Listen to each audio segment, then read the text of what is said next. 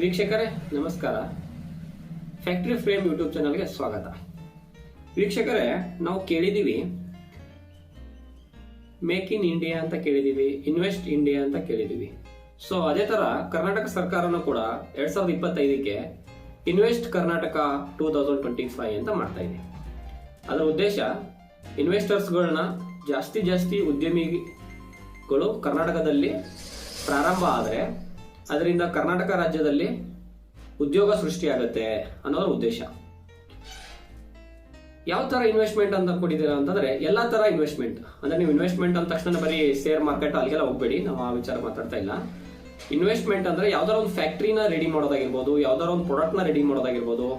ಈಗ ಸುಮಾರು ಇದೆ, BHEL ಅಂತ ಇದೆ, ಈ ತರ ಸುಮಾರು ಫ್ಯಾಕ್ಟ್ರಿಗಳು, ಸುಮಾರು ಇಂಡಸ್ಟ್ರೀಸ್ಗಳು ಇದಾವೆ. ಎಲ್ಲಿದ್ದಾವೆ ಅಂತಂದ್ರೆ ಕರ್ನಾಟಕದಲ್ಲಿ ಸ್ಮಾಲ್ ಸ್ಕೇಲ್ ಆಗಿರ್ಬೋದು, ಆಮೇಲೆ ಲಾರ್ಜ್ ಸ್ಕೇಲ್ ಅಲ್ಲೂ ಕೂಡ ಇಂಡಸ್ಟ್ರೀಸ್ ಇದೆ.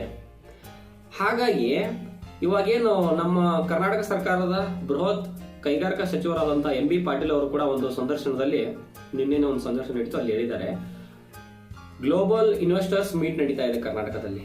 ಅದರಿಂದ ಅತಿ ಹೆಚ್ಚು ಇನ್ವೆಸ್ಟರ್ಸ್ಗಳು ಕರ್ನಾಟಕದಲ್ಲಿ ಇನ್ವೆಸ್ಟ್ ಮಾಡ್ತಾರೆ, ಅದರಿಂದ ಉದ್ಯೋಗ ಸೃಷ್ಟಿ ಆಗುತ್ತೆ ಕರ್ನಾಟಕದ್ದು ಅಂತ. ನಾವು ಸಿಲಿಕಾನ್ ಸಿಟಿ ಬೆಂಗಳೂರು ಅಂತ ಕರಿತೀವಿ.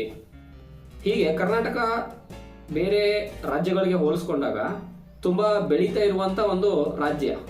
ಇದು ಖುಷಿಯ ವಿಚಾರ. ಇನ್ನು ನಾವಿರುವಂತಹ ಏರಿಯಾದಲ್ಲಿ ಅಂದ್ರೆ ನಾವು ಮದ್ದೂರು ಸೋಮನಹಳ್ಳಿ ಇಂಡಸ್ಟ್ರಿಯಲ್ ಏರಿಯಾ ಅಂತ ನೀವು ಕೇಳಿದ್ದೀರಾ. ಸೊ ಸೋಮನಹಳ್ಳಿ ಇಂಡಸ್ಟ್ರಿಯಲ್ ಏರಿಯಾದಲ್ಲಿ ಅದೆಷ್ಟೋ ಫ್ಯಾಕ್ಟ್ರಿಗಳಿದಾವೆ.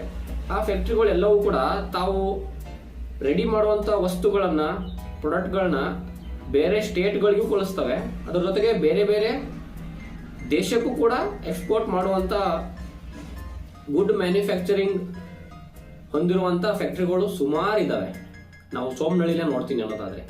ಸೊ ಈಗ ಉದ್ದೇಶ ಬಂದು, ಈ ಚಾನೆಲ್ನ ಉದ್ದೇಶ ಏನಪ್ಪಾ ಅಂತಂದ್ರೆ, ಈ ತರ ಯಾವ ಫ್ಯಾಕ್ಟ್ರಿ ಹೇಗೆ ಕಾರ್ಯವನ್ನ ಮಾಡುತ್ತೆ, ಅದು ಹೇಗೆ ತನ್ನ ಒಂದು ವಸ್ತುಗಳನ್ನ ರೆಡಿ ಮಾಡುತ್ತೆ, ಅದ್ರ ಬಗ್ಗೆ ಸಾಧ್ಯ ಆದಷ್ಟು ಪ್ರತಿಯೊಂದು ಫ್ಯಾಕ್ಟ್ರಿಗಳಿಗೂ ಕೂಡ ನಾವು ವಿಸಿಟ್ ಮಾಡಿ ಅಲ್ಲಿ ಏನೇನು ಆಗುತ್ತೆ ಅನ್ನೋದನ್ನ ನೀಟಾಗಿ ವಿಡಿಯೋ ರೆಕಾರ್ಡ್ ಮಾಡಿ ತಮ್ಮೆಲ್ಲರ ಮುಂದೆ ತಮಗೂ ಅನುಕೂಲ ಆಗೋ ತರ.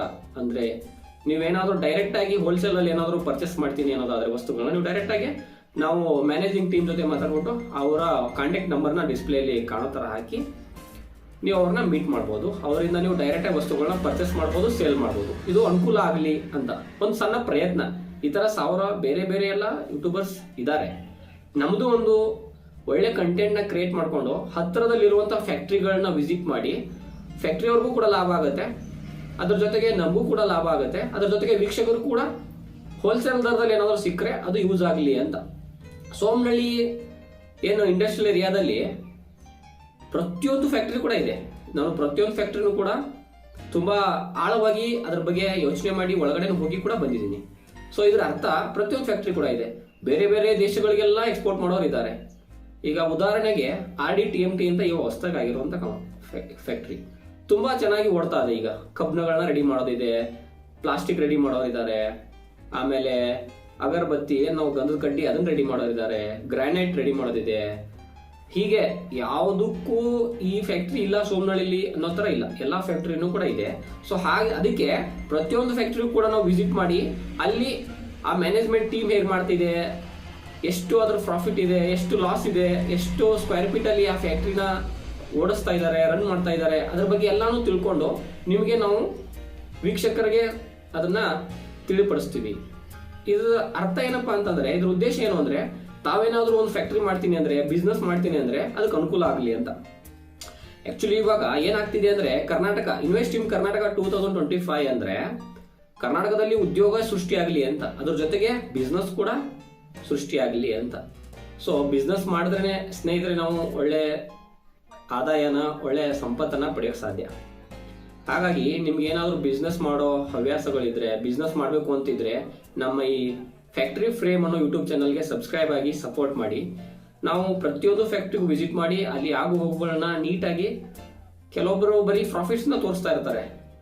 ಸೊ ನಾವು ಆ ತರ ಮಾಡಲ್ಲ. ಪ್ರತಿಯೊಂದನ್ನು ಲಾಸ್ ಆಗಿದ್ರೆ ಲಾಸ್ ಕೂಡ ತೋರಿಸ್ತೀವಿ, ಪ್ರಾಫಿಟ್ ಆಗಿದ್ರೆ ಪ್ರಾಫಿಟ್ನೂ ತೋರಿಸ್ತೀವಿ. ಆದಷ್ಟು ವೀಕ್ಷಕರಿಗೆ ಅನುಕೂಲ ಆಗಲಿ ಅನ್ನೋದು ಈ ಚಾನೆಲ್ನ ಉದ್ದೇಶ.